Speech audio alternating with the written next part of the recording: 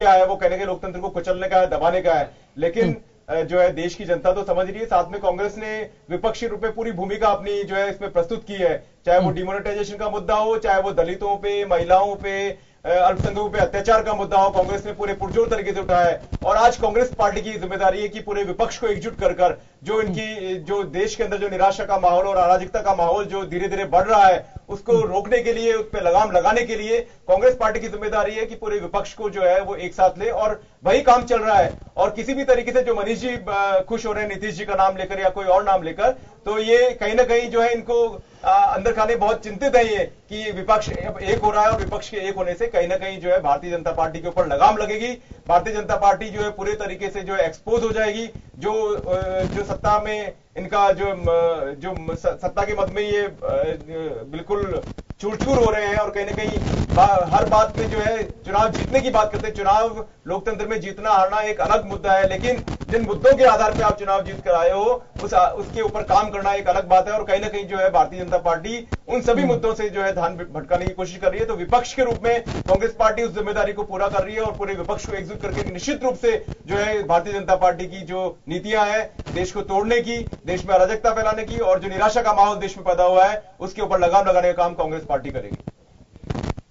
चलिए सैनी साहब, आपकी तरफ आना चाहूंगा। जिस तरीके की फिलहाल स्थितियां बनी हुई है और एक नई तरीके की सियासत जो है वो देश में देखने को मिल रही है, वहीं बात अगर हम मीडिया की करें, आपका बहुत बड़ा अनुभव है पत्रकारिता का, और जिस तरीके से आज लालू प्रसाद यादव ने ट्वीट किया है, उन्होंने कहा कि जो मोदी सरकार जो है वो चारण जो मीडिया है, मीडिया को चारण बना दिया, उस गतिविधि में लाके खड़ा कर दिया है। जो उनका भोंपू बजा है उनका तो वो वारे न्यारे करती है, और अगर कोई आलोचना करे तो उनके पीछे कार्रवाई होती है। कहीं ना कहीं एक चैनल के प्रमोटर के खिलाफ जो सीबीआई के छापे वापे पड़े हैं, उस मामले को लेकर उनका ये ट्वीट था। तो क्या लगता है कि जो मीडिया का चौथा स्तंभ जिसे माना जाता है, जो उसकी भूमिका है, क्या उसके ऊपर भी इस सरकार के अंदर कुछ संशय की स्थिति है क्या?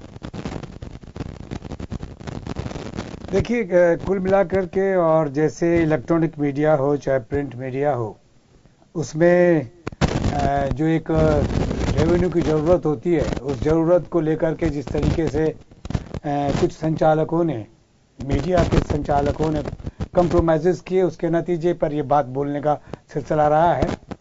जब तक एडिटोरियल इंस्टीट्यूशन जिंदा रहेगा, जब तक पत्रकार की अपनी काम करने की ताकत जिंदा रहेगी और उसका सम्मान होता रहेगा, जो मेरा ख्याल है कि हमें कानूनन मिला हुआ था।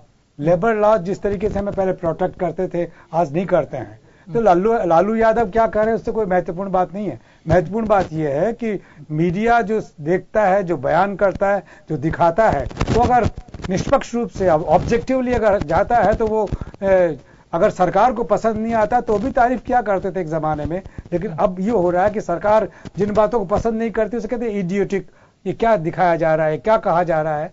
ये शब्द मैंने इमरजेंसी में जरूर सुने थे, जब विद्याचरण शुक्ल बोला करते थे या बरुआ बोला करते थे, या ओम जो वो उस वक्त के होम मिनिस्टर थे वो बोला करते थे। लेकिन उसका नतीजा क्या हुआ? उसका नतीजा यह हुआ कि कांग्रेस पार्टी नीचे से लेके ऊपर तक साफ हो गई और जनता पार्टी का इमरजेंस हुआ।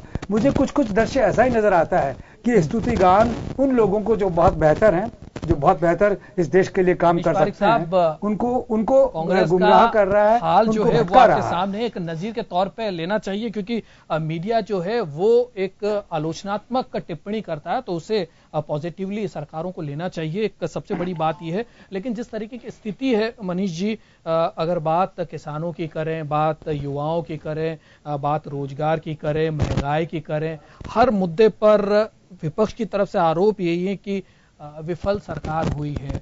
और यही कारण है शायद कि विपक्ष थोड़ा कमजोर है, एक साथ नहीं है। शायद ये एक बड़ा इनिशिएटिव है कि ना, एक बड़ा फायदा जो है वो सरकार के साथ जुड़ा हुआ है।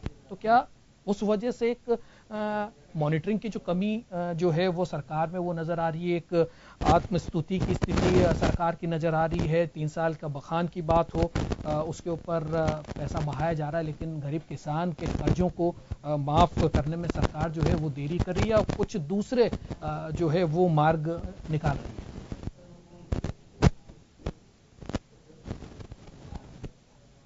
बात यह है दुर्गेश जी कि आप यहाँ पर केवल सरकार की आलोचना करने की बात अगर आएगी तो सही बातें जनता में नहीं जाएगी। ये तथ्य भी है, जब स्तुति गान की बात होती है तो ये कहा जाता है कि ये सरकार ऐसा कर रही है, लेकिन आप यकीन मानिए कि वही टीवी वही किसी और पर्टिकुलर विचारधारा का सपोर्ट कर रहा होता है, वो कन्हैया का समर्थक बन जाता है, वो वहां पर सीताराम येचुरी के नारे लगाता है, उनके अपने आपसी रिश्ते होते हैं। तो ये बात देखने वाली बात भी है कि आप जो जनता से पैसे लेकर आए हैं उनको व्यक्तिगत खातों में आपने हस्तांतरित कर दिया है और आप ये चाहते हैं कि कानून अपना काम भी ना करे, तो ऐसी भी बात नहीं।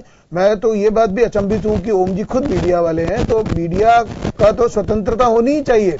और मीडिया चूंकि स्तुतिगान शब्द आ गया है नया, ये मीडिया के ऊपर ही लाठी है।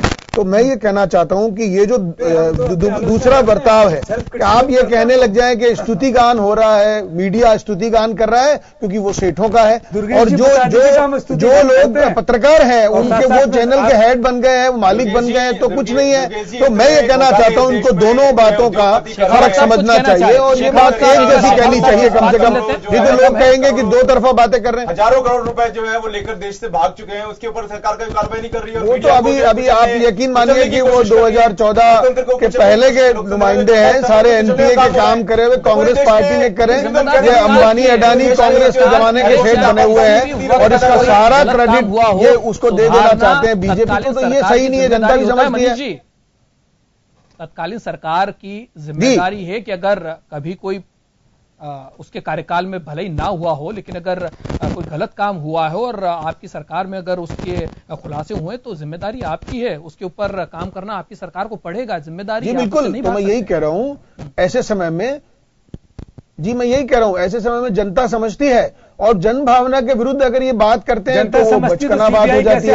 अल्टीमेटली इन सब बातों में अगर कोई बात होती है कि आपके खाते में पैसे चले गए हैं, वो पैसे उस न्यूज चैनल के थे, आपने लोन लिए थे और उनको व्यक्तिगत खातों में हस्तांतरित कर दिया है, तो उसका रीजनिंग बता दीजिए, बात खत्म हो गई। तो लेट द लॉ वर्क। और बड़ी बात यह है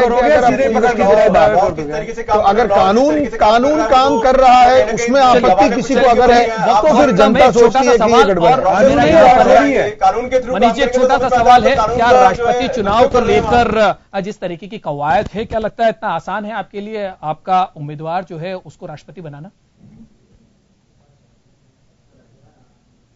नहीं, निश्चित तौर पर जो अभी मैथमेटिक्स बता रहा है उसको देख के तो लगता है कि भारतीय जनता पार्टी समर्थित उम्मीदवार ही चुनाव जीतने वाले हैं, या जो बीजेपी के अपने उम्मीदवार होंगे राष्ट्रपति के वही चुनाव जीतने वाले हैं। लेकिन सर्वसम्मति का एक अपना महत्व है जो समझना चाहिए विपक्षी दलों को भी, और हालात ये भी है कि वो गणित से ही समझते हैं। जब सरकार सर्वसम्मति से कैंडिडेट खड़ा करेगी, निश्चित तौर पे मैंने आपको कहा राष्ट्रपति देश की सबसे बड़ी ऑथेंटिक कॉन्स्टिट्यूशनल बॉडी है और उसलिए उस विषय पर सर्वसम्मति का कोई दामन छोड़ दिया जाएगा ये कभी नहीं हो सकता।